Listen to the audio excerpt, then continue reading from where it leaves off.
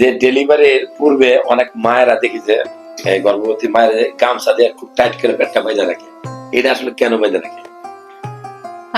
আমরা তো গ্রামে প্র্যাকটিস করি। গ্রামের আমাদের মায়েদের এখনো হচ্ছে চিন্তা থাকে যে হচ্ছে বাচ্চা উপরের দিকে উঠে যায়। এখন বাচ্চা হচ্ছে আপনি নাভির কাছে খুব শক্ত করে বেঁধে রাখছেন, আমাদের কাছেও আসে নাভির কাছে খুব শক্ত করে বেঁধে রাখছে, কিন্তু বাচ্চা তো হচ্ছে মায়ের বুকের নিচ পর্যন্ত চলে গেছে। হ্যাঁ, বাচ্চা বড় হইতে হইতে 2 আঙ্গুল করে করে জরায়ু উপরের দিকে উঠবে, এটা আল্লাহর হুকুম।